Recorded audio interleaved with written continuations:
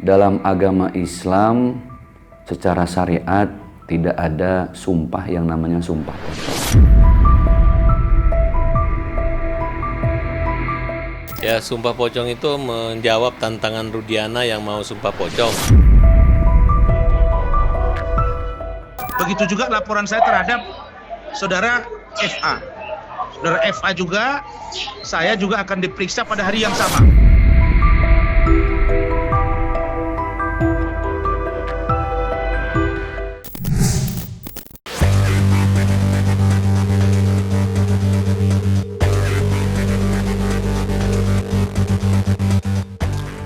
Usai melakukan ritual sumpah pocong, belakangan ini nama mantan terpidana Saka Tatal masih menjadi perbincangan hangat di tengah publik. Meski tidak dipungkiri, tidak sedikit yang simpatik dengan perjuangan dan keberanian Saka Tatal untuk membuktikan kebenaran jika dirinya sama sekali tidak terlibat dalam kasus tewasnya Vina tahun 2016 silam.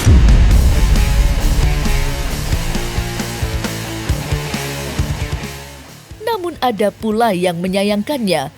Menurutnya, sumpah pocong tidak dibenarkan dalam ajaran agama dan memang tidak ada dalam ajaran agama.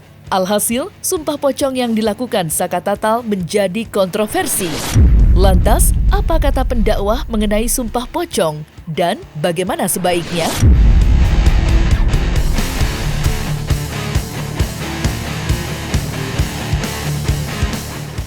Dalam agama Islam secara syariat tidak ada sumpah yang namanya sumpah pocong. Nah, sumpah pocong ini ya bagian dari kreativitas lokal, akulturasi agama dengan budaya yang ada di Indonesia, terutama di tanah Jawa. Tapi ini berkembang sehingga menjadi budaya yang menasional. Nah, permasalahannya adalah ketika sumpah ini tidak mengatasnamakan Allah, itu yang jadi masalah. Boleh apa tidak sumpah pocong? Orang Indonesia ini masih sangat identik dan kental dengan budaya-budaya lokal, termasuk diantaranya adalah tradisi sumpah pocong. Ketika dalam sumpah ini mengatasnamakan Allah atau bersumpah dengan nama Allah, itu menjadi hal yang sah-sah saja dalam agama Islam, bahkan secara syariat. Namun jangan sampai di sumpah pocong ini justru ada hal-hal yang tidak sesuai dengan konteks agama kita, baik itu menyalahi firman-firman Allah, Al-Quran, atau tidak sesuai dengan hadis baginda Rasulullah SAW. Misalnya di sumpah pocong ini diarahkan untuk musyrik, percaya kepada selain Allah. Kemudian yang kedua, di sumpah pocong ini justru kita tidak percaya lagi kepada orang tua, lebih percaya kepada orang-orang seperti dukun, paranormal. Ini yang justru nanti akan menjadi musyrik. Dan jelas inna syirka lazulmun azim. Dosa semua dalam agama kita diampuni oleh Allah. Yang pernah membunuh diampuni, yang pernah berzina, mabuk, judi diampuni. Tapi satu dosa yang tidak pernah diampuni oleh Allah, yaitu musyrik atau menduakan Allah, percaya dan yakin kepada kekuatan selain Allah. Sumpah pocong ini adalah sumpah yang digunakan tidak dalam hukum resmi, secara hukum negara ya. Jadi sumpah pocong ini kreativitas lokal, budaya yang diyakini oleh masyarakat dengan membungkus seseorang dengan kain kafan, atau ada yang digantungkan di kepala. Beda tempat biasanya beda tradisi dalam sumpah pocong ini, tapi yang pasti medianya adalah kain kafan.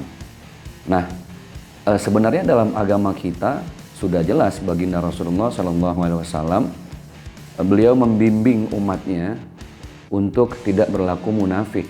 Artinya tanpa sumpah pocong pun, kalau hidup berlandaskan pada hadis ini, kita akan menjadi orang yang baik, orang yang taat, orang yang soleh. Namun dalam interaksi masyarakat dengan sesama, ya kita nggak bisa menghindari orang yang bohong, orang yang khianat, orang yang ingkar janji. Nah, itu semua kan tidak bisa dibuktikan secara hukum, akhirnya melalui sumpah pocong tersebut. Mengenai sumpah pocong ini harus diluruskan, harus diklarifikasi, dipertegas bahwa dalam Islam tidak ada sumpah yang tertinggi melainkan sumpah wallahi demi Allah.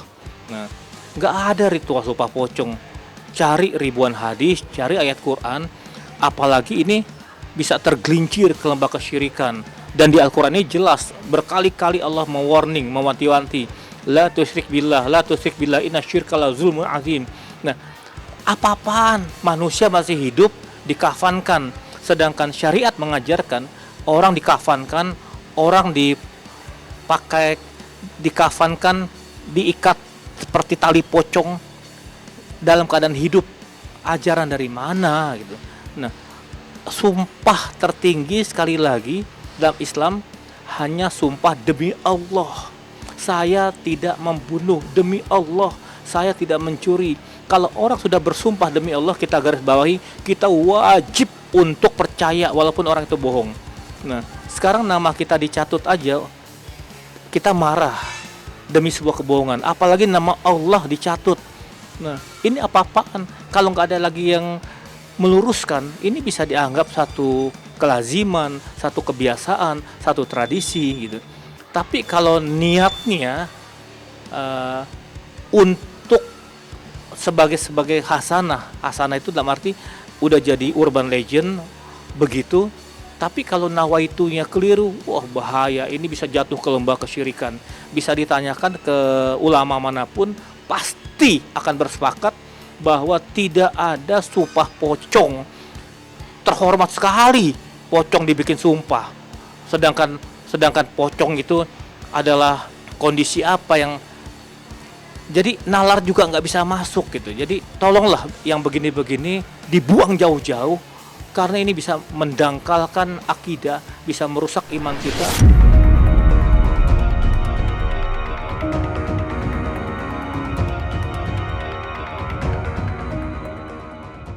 Meski menjadi polemik, kuasa hukum Saka Tatal, Farhad Abbas, seolah tidak peduli, mengingat apa yang dilakukan Saka Tatal tidak lain untuk memenuhi tantangan Ibtu Rudiana yang sebelumnya mengaku siap melakukan sumpah pocong. Namun, dalam ritual kemarin, Ibtu Rudiana tidak kunjung hadir untuk melakukan sumpah pocong bersama Saka Tatal. Atas hal itulah, Farhad berharap PK Saka Tatal dapat diterima Mahkamah Agung. Lantas, apa kata Farhad atas ketidakhadiran Ibtu Rudiana dalam ritual sumpah pocong yang digelar belum lama ini? Ya, sumpah pocong itu menjawab tantangan Rudiana yang mau sumpah pocong, tapi dia nggak datang. Jadi intinya yang menang itu yang sumpah. Kalau masalah benar, kalau tidak benar mana berani Saka Tatal melakukan sumpah pocong. Kalau sumpah pocong itu kan sumpah yang paling sakral dalam tata kearifan lokal hukum adat Islam di Indonesia. Dan proses ritualnya juga dengan tata cara Islam dan sangat khusyuk sekali. Jadi kalau hidup ini tidak berarti, mending mati. Kalau sakit, mending nggak usah sembuh kalau berbohong. Nah, oleh karena itu, ini merupakan jawaban tentang kejujuran. Kalau Rudiana memang tidak berani sumpah pocong, alasan aja dilarang pengacara. Karena saya menilai pengacara-pengacara mereka adalah pengacara-pengacara yang hanya mementingkan kepentingan klien gitu. Mereka tidak punya sifat-sifat satria dan yang sifat-sifat seorang lawyer yang memiliki landasan filosofis yang mengutamakan hanya legal justice, social justice, tapi mereka tidak punya landasan filosofis tentang moral justice. Jadi ketika ada persoalan yang ada di masyarakat, nah, persoalan inilah yang menjadi kepekaan sosial, nah, tergantung moral gitu. Oleh karena itu kita buktikan bahwa anak ini udah menjalani hukuman tapi berani sumpah pocong. Tapi orang yang menyatakan satria keadilan tidak berani sumpah pocong, ya kan? Padahal dia menentang sumpah pocong, betul nggak? Hai Rudiana, kamu menentang orang untuk sumpah pocong. Kecuali kamu dipaksa kan? Kamu nantang, kamu seorang polisi nantang, maju dong satrianya. Oke? Nggak usah diharapkan lagi, minta polisi bekerja presisi seperti mengungkap kasus Sambo. Meletakkan sebenarnya siapa pelaku kejahatan itu. Artinya jangan orang yang tidak jahat jadi penjahat. Tapi orang yang harusnya baik nggak apa-apa, tiba-tiba karena kekuasaan jadi penjahat dan dibiarkan penjahat itu. Tapi alhamdulillah Sebenarnya persoalan ini kan sudah jelas kok, bahwa ada rekayasa penyidikan, penuntutan, dan pengadilan. Kalau kita lihat dari bukti-bukti, mereka mendalilkan bahwa adanya SMS untuk perencanaan pembunuhan pada tanggal 17 Agustus 2016. Nah, ternyata faktanya di berkas ada percakapan antara Vina dan Widi, yang mana itu valid, dan diketahui bahwa percakapan jam 10:14 berarti Eki belum meninggal waktu itu gitu. Berarti tidak ada pembunuhan di belakang sekolah itu.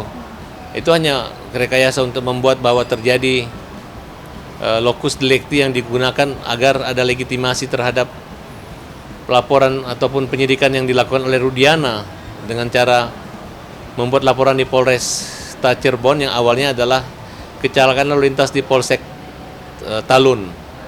Nah, dan kalau polisi mau fair, harusnya pada saat kita mengajukan sidang PK itu dilaksanakan atau dihadirkan polisi-polisi yang mengolah TKP pada saat itu, dibandingkan katanya saya dengar polisi-polisi olah TKP satu dilaporkan oleh R ini, sehingga mereka dianggap tidak profesional. Tunjukkan dong bahwa kalian itu benar gitu. Nah, kalau ditanya Pak Rudiana bicara, kenapa dia bicara seperti itu? Karena beliau ingin meyakinkan kepada masyarakat bahwasanya yang meninggal itu adalah anak kandungnya sendiri.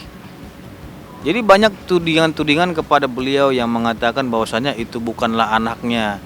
Sebenarnya dia juga kesal ya, dibilang itu bukan anaknya, dibilang anaknya masih hidup. Nah, makanya dibilang, ya kalau bukan itu anak saya, 7 turunan juga hancur, nggak ada masalah saya kata. Saya pastikan itu adalah anak saya. Jadi konteksnya itu. Nah, sekarang yang kita lihat itu, ini dipelintir-pelintir kemana-mana. Jadi konteksnya sudah berbeda-beda jauh.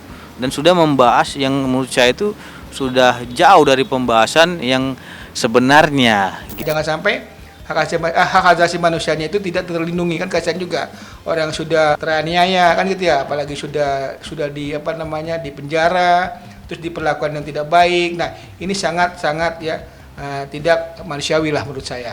Makanya pihak kepolisian ataupun pihak penegak hukum yang lainnya yang memang ada saling bersinergi sama yang lainnya, tolong hal-hal yang kayak gini jangan sampai memperlakukan orang yang sudah teraniaya ya di dalam rutan ataupun di dalam lapas ataupun yang lainnya, ya malah tambah lagi ya menyakiti. Nah, ini sangat-sangat disayangkan menurut saya.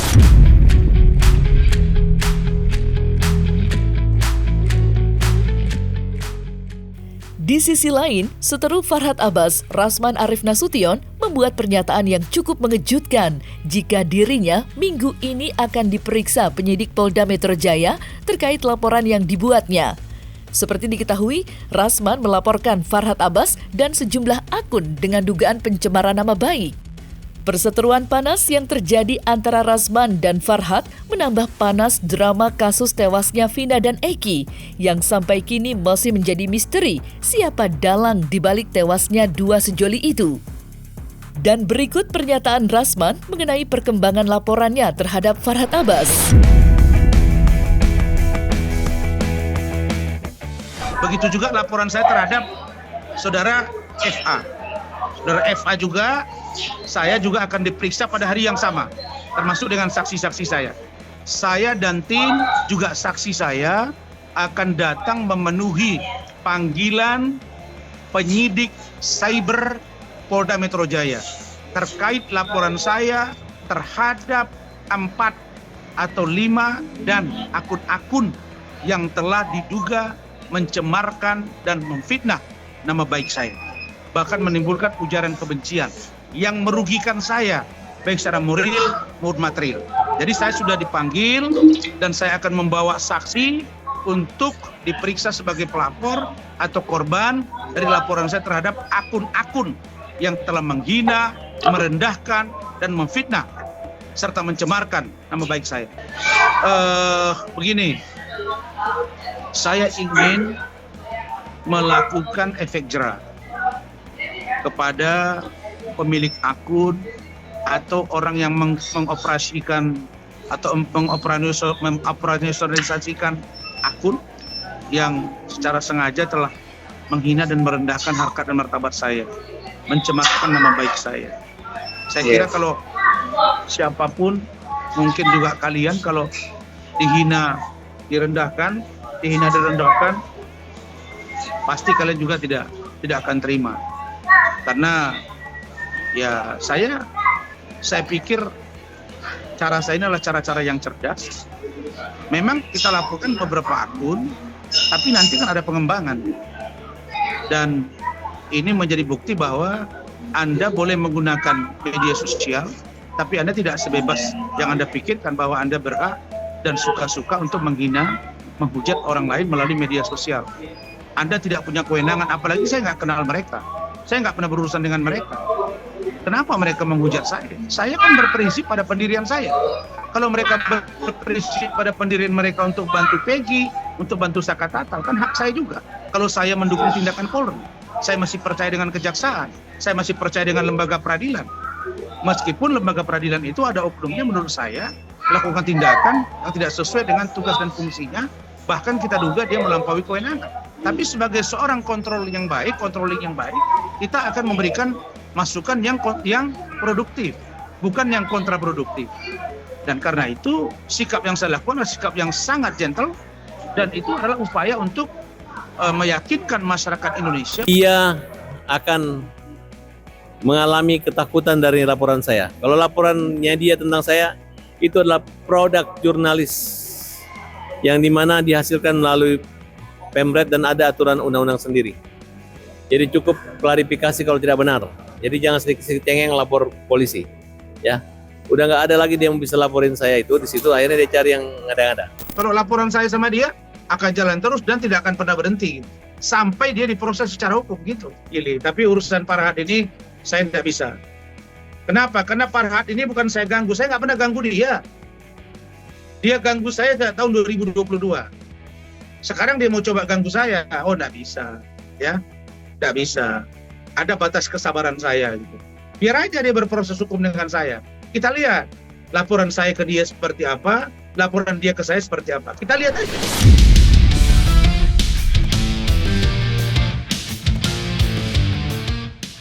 Nah, selesai sudah Cumi Lovers, saksikan terus Cumi Camp In-Depth, kabar lengkap, mendalam, dan akurat dari narasumber terpercaya.